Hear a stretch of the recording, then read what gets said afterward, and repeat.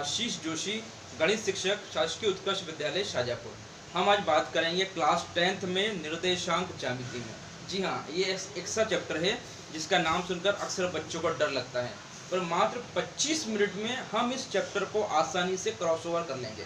जी हाँ, 25 मिनट में इस चैप्टर का डाउट हम दूर कर देंगे। तो देखिए आप, निर्देशांक ज्यामिति क्या होता है। आपके सामने 3 अक्ष बने हुए हैं, इसके बारे में आप स्टडी 8th क्लास में कर चुके हैं। इसको बोलते हैं एक रेखी गति, ठीक है ना। जब कोई बिंदु एक अक्ष पर चलता है या एक रेखा पर चलता है तो उसकी गति होती है सरल रेखी गति। कैसी होती है? सरल रेखी गति। पर जब वह बिंदु दो अक्षों के बीच गति करता है, मतलब क्षैतिज और ऊर्ध्वाधर। जी हाँ, क्षैतिज मतलब एक्स अक्ष और ऊर्ध्वाधर मतलब वाई, वर्टिकल। ये हॉरिजॉन्टल और ये वर्टिकल। तो इन दोनों के बीच का जो एरिया होता है या इन दोनों से जो भाग कवर्ड होता है उसको हम बोलते हैं समतल। सीधी सी यहाँ परिभाषा होती है, दो अक्षों से घिरे भाग को हम क्या कहते हैं? समतल। और जब बिंदुओं की स्थिति का अध्ययन समतल में किया जाता है तो उसी को हम लोग बोलते हैं निर्देशांक ज्यामिति। जब हम समतल से आगे निकल के बिंदुओं की स्थिति तीनों अक्षों के सापेक्ष निकालते हैं, कहाँ निकालते हैं? तीनों अक्षों के सापेक्ष, तो उसको हम लोग बोलते हैं 3 डायमेंशनल ज्योमेट्री, त्रिविमीय ज्यामिति। और इसके अध्ययन को हम बोलते हैं आकाश। क्या बोलेंगे हम इसको? आकाश, स्पेस। ये आप हायर क्लासेस में पढ़ने वाले हैं, पर अभी हम आज बात करेंगे निर्देशांक ज्यामिति। मतलब हमको एक्स और वाई समतल में बिंदुओं की स्थिति के बारे में समझना है और जानना है, ठीक है। तो समतल में जो भी बिंदु निवासरत रहेगा या जो भी बिंदु रहेगा उसमें 2 तरह का निर्देशांक होंगे, एक उसमें होगा एक्स और एक उसमें होगा वाई। ये हमने बनाया है एक्स वाई समतल। ये क्षैतिज आपका एक्स, ऊर्ध्वाधर आपका वाई। माना कोई बिंदु पी यहाँ पर है और उसके प्रारंभिक निर्देशांक है x1 और y1। मतलब एक्स अक्ष पे चली गई दूरी x1 है और y पे चली गई दूरी कितनी है? y1। माना उसकी स्थिति कुछ समय पश्चात इस टाइप से हो जाती है x2 y2, और आपको इन दोनों के बीच की दूरी निकालना। क्या निकालना? दोनों के बीच की दूरी। तो दोनों के बीच की दूरी निकालने के लिए इस कार्तीय पद्धति में जो दूरी का सूत्र है, जिसको हम बोलते हैं डिस्टेंस फार्मूला, वो निम्न प्रकार से परिभाषित होता है, x2 माइनस x1 का square plus y2 minus y1 का स्क्वायर। देखिए, x2 माइनस x1 का square plus y2 minus y1 का स्क्वायर। ये प्रारंभिक या इनिशियल पॉइंट और टर्मिनल या फाइनल पॉइंट, अंतिम बिंदु। तो x2 माइनस x1 का square plus y2 minus y1 का स्क्वायर। अक्सर यहाँ पे बच्चों को कंफ्यूजन होता है कि सर स्थिति आगे पीछे हो, तो आगे पीछे होने पर आंसर में कोई फर्क नहीं पड़ेगा, क्योंकि दूरी अदिश राशि होती है। कैसी होती है? दूरी अदिश राशि। x2 माइनस x1 का होल स्क्वायर हो या x1 माइनस x2 का होल स्क्वायर, आंसर कैसा होगा? सेम। जैसे हम शाजापुर से मक्सी जाएं या मक्सी से शाजापुर आएँ, कुल दूरी हमको भी 25 किलोमीटर ही तय करना पड़ेगी, इसलिए कोई फर्क नहीं पड़ेगा। ये होता है दो बिंदुओं के बीच दूरी का सूत्र। अब इसके आधार पर हमको कुछ सवाल करना है या तो इस फार्मूले को आप जहन में रख लीजिए, और दूरी निकालने का फार्मूला है x2 माइनस x1 का square plus y2 minus y1 का स्क्वायर। अब एक क्वेश्चन हम लोग कर रहे हैं 7.1 का, जो सबसे डिफिकल्ट माना जाता है। इन दो बिंदुओं के बीच की दूरी ज्ञात कीजिए। पहला पॉइंट आपका AB है और दूसरा पॉइंट आपका माइनस A माइनस B। तो सबसे पहले क्या कर लेना है आपको? इसको कोडिंग कर देना। कोडिंग मतलब इसको बोल दिया हमने x1 y1 और इसको बोल दिया हमने x2 y2, ठीक है ना। और दो बिंदुओं के बीच की दूरी का सूत्र अभी हम देखा था, PQ या AB, जो भी दिया हुआ आपको, ठीक है ना। x2 माइनस x1 का स्क्वायर कितना है आपका? x2 माइनस A और माइनस x1 का स्क्वायर प्लस y2 मतलब माइनस B का स्क्वायर। कुछ नहीं किया हमने, सिर्फ मान रखा है। क्या रखा हमने? सिर्फ मान, ठीक है ना। अब माइनस ए कितना होगा? माइनस 2a, तो माइनस 2a का स्क्वायर एंड माइनस 2b का स्क्वायर, ठीक है। सब बच्चों को पता है कि माइनस का स्क्वायर कितना होता है? प्लस। ये बन जाता है आपके पास 4a square plus 4b square. अब कुछ कॉमन लग रहा है इसमें आपको? क्योंकि जहां तक हो सके हमको सिंप्लीफाई करना होगा। कुछ कॉमन लग रहा है यहाँ पे? कितना कॉमन है? 4। जब हम 4 को अंडर रूट से बाहर निकालेंगे तो कितना बन जाएगा? 2, और अंदर हमारे पास है a square plus b square. अब a और b का मान हमारे पास नहीं है, तो ये हमारी लास्ट स्टेप है। कौन सी स्टेप है? लास्ट। पर हमको ये नहीं पता है कि दूरी का मापन हमने किस में किया है, किलोमीटर में, मीटर में, सेंटीमीटर में या मीटर में, इसलिए हम लास्ट में क्या लिख देंगे? इकाई। तो ये बन जाता है दो बिंदुओं के बीच दूरी का सवाल।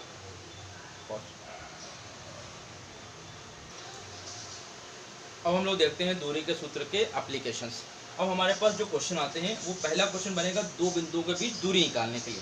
उसके अलावा इस टाइप से भी क्वेश्चन बन जाते हैं।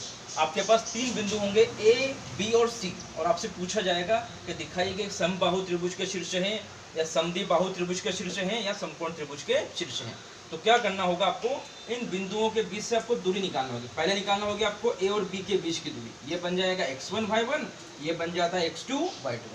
ऐसे फिर आप दूरी निकालेंगे BC का, फिर आप दूरी निकालेंगे CA का या AC का, और तीनों ही दूरियों का मान आपस में संख्यात्मक रूप से समान हो, AB बराबर BC बराबर CA, तो क्या बन जाते हैं, एक समबाहु त्रिभुज के शीर्ष, जिसको हम लोग बोलते हैं वर्टिसेस ऑफ इक्विलैटरल ट्रायंगल। क्या होंगे ये, समबाहु त्रिभुज के शीर्ष। यदि कोई सी भी दो भुजा, ठीक है ना, कोई सी भी दो भुजा समान हो तो वो क्या बन जाता है, समद्विबाहु त्रिभुज। और यदि बड़ी भुजा का वर्ग शेष दोनों भुजाओं के वर्गों के योगफल के बराबर हो, बड़ी भुजा का वर्ग शेष दोनों भुजाओं के वर्गों के योगफल के बराबर हो, तो उसको हम लोग क्या बोलेंगे, समकोण त्रिभुज। तो इस प्रकार से हम तीन बिंदुओं के आधार पर यह निश्चित कर पाएंगे कि दिए गए शीर्ष समबाहु त्रिभुज के हैं, समद्विबाहु त्रिभुज के हैं या समकोण त्रिभुज के। इस टाइप से भी क्वेश्चन कंपटीशन एग्जाम में आते हैं। इसके अलावा जब हमारे पास चार बिंदु होंगे, कितने बिंदु होंगे, चार, तो हमसे पूछा जाएगा कि दर्शाइए एक वर्ग को निरूपित करते हैं या आयत को। तो आपको चारों बिंदुओं के आधार पर इस टाइप से एक डायग्राम प्लॉट करेंगे आप चारों बिंदुओं का। यहाँ पर ए होगा, यहाँ पर बी होगा, यहाँ पे सी और यहाँ पे डी। पहले आप इन दोनों के बीच की दूरी निकालेंगे, फिर इन दोनों के बीच की, फिर इन दोनों के बीच की और फिर इन दोनों के बीच की। ये चारों भुजाओं का मान आपस में समान आता है, माना हल करने में 4 4 4 और 4 यूनिट आता है। तो इसका मतलब ये किसके शीर्ष है, वर्ग के, क्योंकि वर्ग की चारों भुजाएं आपस में समान होती है। परंतु यदि आमने सामने की भुजाएं समान है, माना ये 14 और ये 14 है, ये 24 और ये 24 है, तो आमने सामने की भुजाएं समान आती है, ये बन जाते हैं आयत के शीर्ष। इस प्रकार से हम दूरी के सूत्र का उपयोग करके इन पर आधारित प्रश्नों को हल कर सकते हैं। इसके बाद जो दूरी पर अगला प्रश्न आता है वो आता है तीन बिंदुओं की स्थिति के बारे में। तो बताइए बिंदु समरेख है भी या नहीं। तो समरेख का मतलब क्या होता है, जब तीनों बिंदुओं से होकर सिर्फ और सिर्फ एक ही रेखा खींची जा सकती हो तो बिंदु कहलाते हैं समरेख। तो उन तीनों बिंदुओं को एक ही रेखा पर होना चाहिए। तो इसके लिए आपको क्या करना होगा, पहले इन दोनों बिंदुओं के बीच की दूरी निकालना पड़ेगी, उसको आप बोलेंगे AB, इन दोनों के बीच की दूरी। फिर आपको निकालना पड़ेगी B और C के बीच की दूरी, वो बन जाएगा आपका BC। और इन दोनों का जोड़ यदि AC के बराबर है, मतलब A से B का दूरी आपने निकाल लिया, B से C का दूरी निकाल लिया, तो दूरी किसके बराबर होना चाहिए, AC के। क्योंकि आप A से B गए फिर B से C गए तो आप कहाँ पे, C पे, तो कुल दूरी कितनी होगी आपकी AC। तो AB धन BC बराबर AC ले आते हैं तो दिए गए बिंदु कैसे होंगे आपके, समरेख। और ऐसा नहीं आता है, ऐसा नहीं आता है तो बिंदु क्या बन जाएंगे आपके, असमरेख। क्या बन जाएंगे बिंदु आपके, असमरेख या असमरेख, ठीक है ना। जब भी आपको तीन बिंदुओं को समरेख दिखाना हो तो कोई सी भी दो दूरियों का योग तीसरी दूरी के बराबर होना चाहिए, अर्थात AB प्लस BC बराबर AC। अब देखिए दूरी के सूत्र पर आधारित हमारे पास एक और प्रश्न है, x अक्ष पर वह बिंदु ज्ञात करो जो 2 - 5 व 2 - 9 से समदूरस्थ हो। तो बिंदु कहाँ निकालना हमको, x अक्ष पे। सबसे पहले हम x अक्ष को समझ लेते हैं अच्छे से। x अक्ष पर जो भी बिंदु होगा उस पर सिर्फ x का ही मान होगा, y का मान कितना होगा, 0, क्योंकि y कहाँ पर है, यहाँ पे मूल बिंदु पर है, तो यहाँ पे सिर्फ x का मान पड़ेगा और y का मान कैसा होगा, 0। तो सबसे पहले हम क्वेश्चन को स्टार्ट करते हैं और हमने सपोज किया, माना कि अभिष्ट बिंदु, Px 0 है ना। अभिष्ट मतलब दैट इज रिक्वायर्ड, जो आपको चाहिए वो। तो माना कि अभिष्ट बिंदु, कौन सा बिंदु, जो x अक्ष पर हो। तो x अक्ष वाले बिंदु के लिए x का मान तो होगा और y का मान कितना होगा, 0 होगा, ठीक है ना। तब प्रश्नानुसार सबसे अच्छा टर्मिनोलॉजी है क्वेश्चन के हिसाब से हमको मेंशन करना है ताकि हाँ नंबर नहीं कटे। तब प्रश्नानुसार, अब क्वेश्चन में क्या दिया हमको, जितना ये P A से दूर है उतना ही दूर कहाँ है, P B से। दोनों से सम दूरस्थ है, इक्वी डिस्टेंस, मतलब बराबर डिस्टेंस पे है। तो जितना डिस्टेंस P से A का होगा उतना ही डिस्टेंस P से किसका होगा, B का। तो लिख दिया हमने PA बराबर PP। अब हम लगाएंगे यहाँ पे दूरी का फार्मूला, P और A के बीच, फिर P और B के बीच। तो P और A के बीच दूरी का फार्मूला, देखिए फार्मूला क्या होगा, x2 - x1 का square plus y2 - 5 minus plus 5 का स्क्वायर इक्वल PB। PB कितना होगा, x2 - x1 का स्क्वायर, ये बन जाता है x - 2 का स्क्वायर प्लस y2 - y1 का स्क्वायर। हमने सिर्फ दूरी के फार्मूले में x2 y2 x1 y1 x2 y2 x1 y1 value put कर दिया। अब देखिए दोनों ही पोर्शन पे क्या है हमारे पास, वर्गमूल है। क्या है हमारे पास, वर्गमूल। जब दोनों पोर्शन में वर्गमूल है तो हम दोनों पक्षों का वर्ग कर देंगे ताकि वर्गमूल कैंसिल हो जाए। मेरे पास स्पेस कम इसलिए मैंने डायरेक्ट लगा दिया इम्प्लाइज, इस साइन को बोलेंगे हम इम्प्लाइज, ठीक है ना। अब अंदर वाली कैलकुलेशन सॉल्व करते हैं। तो a माइनस बी का होल स्क्वायर, ये फार्मूला आपने 8th क्लास में पढ़ा है। मैथ्स में जो पहले आपने पढ़ा है उसका बहुत ज़्यादा बेनिफिट है बेसिक का। a square plus B square minus 2ab plus 5 का square 25 equal a square plus B square minus 2ab plus 9 का स्क्वायर 81। देखिए दोनों पोर्शन में जो भी समान चीज़ें होंगी वो कैंसिल। यहाँ एक्स स्क्वायर है, यहाँ भी एक्स स्क्वायर है, यहाँ 4 है, यहाँ भी 4 है, कैंसिल। अब सिंपल सा कैलकुलेशन बचा है आपके पास, देख लीजिए।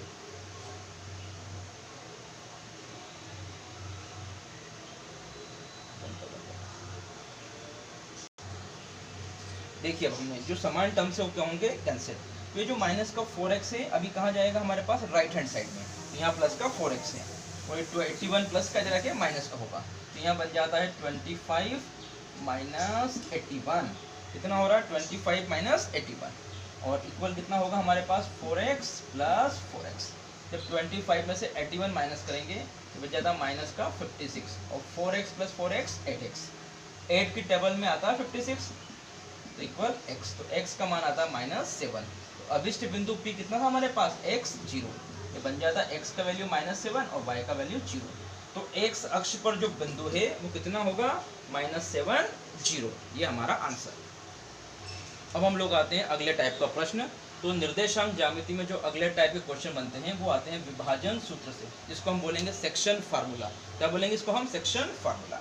माना एक बिंदु हमारे पास a है जिसका मान x1 y1, एक बिंदु b है जिसका मान है x2 y2, और इन दोनों को मिलाने वाली रेखा को बिंदु p जिसके निर्देशांक x y है m अनुपात n में विभाजित करता है। तब विभाजन सूत्र से इसके जो निर्देशांक है उनके लिए फार्मूला ऐसा होता है, x इक्वल, फार्मूला बिल्कुल आसानी से हम याद करेंगे, m x2 plus n x1 upon m plus n। ऐसे y के लिए m y2 plus n y1 upon m plus n। सीधे आप यहाँ से इधर और यहाँ से इधर अपॉन में m प्लस n। तो ये जो विभाजन है इसको हम बोलते हैं अंतः विभाजन। क्या बोलेंगे हम, अंतः विभाजन। ये कभी भी हाईलाइट नहीं होता क्वेश्चन में। जब कुछ भी मेंशन नहीं है तो हमेशा हमको प्लस ही लेना। क्या लेना है हमको, प्लस। पर जब अनुपात माइनस में दिया हो या हमसे बोले बाह्यतः विभाजित करता है तो उस स्थिति में दोनों प्लस के स्थान पे क्या आएगा, माइनस। ऐसा हायर क्लासेस में होगा, अभी हमको कोई टेंशन नहीं है। पर जब भी बाह्यतः विभाजन की बात आती है तो यहाँ पर फिर हमको माइनस करना होगा, ठीक है। तो देखिए अब विभाजन सूत्र, अब हम इस पे बेस्ड क्वेश्चंस करते हैं। देखिए अब विभाजन सूत्र का हम एक सवाल करने वाले हैं। इस क्वेश्चन में दिया आपको बिंदु a -1 7, बिंदु b 4 -3 और ये बिंदु P इन दोनों को मिलाने वाली रेखा को 2:3 में विभाजित करता है। तो आपको डायरेक्टली समझना होगा जो अनुपात दिया वो काहे का मान है, m का और n का। तो अकॉर्डिंग कर देंगे, m है हमारे पास और ये कौन है आपके पास, n है। ये आपका x1 है, ये आपका y1 है, ये आपका x2 है और ये आपका y2 है। और आपको p का मान निकालना, उस बिंदु का निर्देशांक ज्ञात कीजिए। तो p निकालना मतलब x और y हमको चाहिए। तो अब सीधे से एग्जाम में कॉपी में मेंशन करेंगे विभाजन सूत्र से, और विभाजन सूत्र वक्त x का लिख देंगे आप फार्मूला। अब देखिए इसमें वैल्यू पुट करेंगे हम लोग। m कितना है आपके पास, 2, m x2 कितना है 4, हमने पहले मेंशन कर दिया। n कितना है 3, x1 कितना है आपके पास -1 अपॉन m प्लस n कितना होगा, ये 2 प्लस 3। अब इसको थोड़ा सिंप्लीफाई करेंगे हम लोग। x इक्वल 2 4 8 -3 अपॉन 5, तो x इक्वल 8 -3 5 अपॉन 5, 5 से 5 कैंसिल, x इक्वल 1। ये हमारे पास आ जाती है x की वैल्यू। इसी प्रकार जब हम y का फार्मूला मेंशन कर देंगे, क्या फार्मूला y का, m y2 बोले तो -3 प्लस n y1 कितना है, y1 हमारे पास 7 अपॉन m प्लस n, तो 2 plus 3, y equal -6 plus 21 upon 5। Simplify कीजिए इसको, 21 - 6 15, 15 बाई 5 तो 3। तो x और y का जो वैल्यू है कितना आता है, 1 और 3। तो इस बिंदु के निर्देशांक कितने आ गए हमारे पास, 1 और 3 में क्या होगा, अभी हमसे p का मान पूछा है। हो सकता है एग्जाम में p का मान दिया हो, आपसे a का मान पूछ ले। हो सकता है a और p दिया हो, b का मान पूछ ले। b, p और a का मान दिया हो, आपसे m और n का मान पूछ ले। तो जो अज्ञात है वो आप इस सूत्र का उपयोग करके आराम से निकाल सकते हैं। जो आपके पास हो उसको आप पुट कर दीजिए और जो नहीं हो उसको आप निकाल लीजिए। इतना आप कर लेते हैं तो ये क्वेश्चन आसानी से आपसे सॉल्व हो जाएंगे। और निर्देशांक ज्यामिति का अंतिम पड़ाव हमारे पास है त्रिभुज का क्षेत्रफल। अब हमको त्रिभुज का क्षेत्रफल एरिया ऑफ ट्रायंगल निकालना सीखना है। तो इस तरह के प्रश्न में ऐसे आपको त्रिभुज के तीनों शीर्ष दिए होंगे, ए, बी और सी, और आपसे बोलेंगे त्रिभुज का क्षेत्रफल ज्ञात कीजिए। तो त्रिभुज का क्षेत्रफल निकालने का सबसे आसान और बहुत मनोरंजक फार्मूला हमारे पास है। इस त्रिभुज के क्षेत्रफल को हम बोलते हैं डेल। क्या बोलेंगे इसको हम? Del. Del equal 1/2 x1 y2 - y3 + x2 + a, ठीक है ना। अब इस फार्मूले को याद कैसे रखा जाए, बड़ा सा फार्मूला है, ये अक्सर बच्चों के लिए प्रॉब्लम क्रिएट करता है। तो इसको याद रखने का बहुत आसान सा तरीका है, सारे x को हमको ब्रैकेट के बाहर लिखना है, x1 x2 और x3। अब अंदर कौन आएंगे ब्रैकेट में? y। तो y आएंगे कैसे? आपने x1 लिख दिया है, तो उसके बाद कौन चलेगा? y2 - y3। मतलब गिनती चलाना, 1 के बाद 2, 2 के बाद 3, फिर 2, 2 के बाद 3, 3 के बाद 1, फिर 3, 3 के बाद 1, 1 के बाद 2। कैसे? देखिए 1 2 3, 2 3 1 और 3 1 2। जब ये सीक्वेंस ध्यान रहेगा 1 के बाद 2, 2 के बाद 3, 3 के बाद 1, तो आपके पास फार्मूला आसानी से याद हो जाएगा। सबसे पहले आपको x लेना है, x1 x2 x3, फिर अंदर ब्रैकेट में कौन आएंगे? आपके पास y आएंगे, ठीक है ना। जब इसमें आप इन निर्देशांकों के मान रख दोगे तो आपके पास क्या आएगा? त्रिभुज का क्षेत्रफल। त्रिभुज का क्षेत्रफल जब भी आप आंसर मेंशन करें तो हमेशा आप लिखेंगे वर्ग इकाई। तो क्षेत्रफल हमेशा कहाँ आता है? वर्ग में, नहीं तो आपके नंबर कट जाएंगे। इसलिए आपको वर्ग इकाई में हमेशा इसको मेंशन करना है। अब एक और महत्वपूर्ण बात, कभी कभी कुछ सवालों में क्या होगा, त्रिभुज का क्षेत्रफल आपके पास शून्य आ जाएगा। कितना आ जाएगा? शून्य। तो डरने वाली कोई बात नहीं है। त्रिभुज का क्षेत्रफल शून्य होने का मतलब होता है तीनों बिंदुओं ने जो क्षेत्रफल कवर करा है वो कितना है? 0। मतलब त्रिभुज का क्षेत्रफल 0। और तभी संभव है जबकि तीनों बिंदु एक ही लाइन पे हो, मतलब इनसे त्रिभुज नहीं बनेगा, तभी तो क्षेत्रफल 0 होगा। यदि क्षेत्रफल कुछ न कुछ होगा तो फिर त्रिभुज बनेगा। जब क्षेत्रफल 0 है तो त्रिभुज नहीं बन पाए। मतलब तीनों बिंदु कहाँ पर है? एक ही रेखा पर है। और जब तीनों बिंदु एक ही रेखा पर है तो बिंदु बन जाते हैं संरेख या समरेख। मतलब समरेख होने की हमने एक और शर्त यहाँ पर प्राप्त कर ली है कि जब त्रिभुज का क्षेत्रफल 0 होता है तो बिंदु कैसे होंगे? आपके समरेख। कैसे होंगे? आपके समरेख।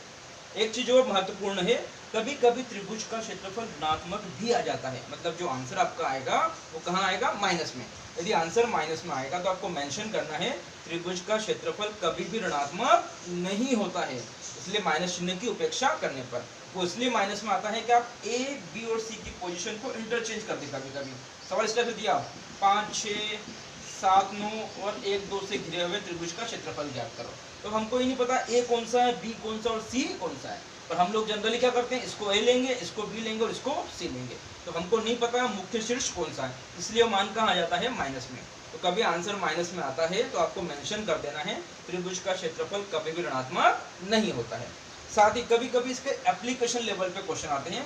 इनमें से एक में वो अचर मान डालने इस टाइप से, सपोज के डाल दिया, यदि त्रिभुज समरेख हो या बिंदु समरेख हो तो के का मान ज्ञात कीजिए। तो प्रोसेस सेम रहेगा, ये x1 y1, ये x2 y2 और ये x3 y3। और क्या करना होगा आपको? ये बिंदु समरेख है, अतः इनसे निरूपित त्रिभुज क्षेत्रफल 0 है। इस मान को आप यहाँ रखोगे और बराबर क्या लोगे आप? 0। तो बराबर 0 लेकर आप सवाल सॉल्व करोगे तो आपके पास के का मान आ ही जाएगा।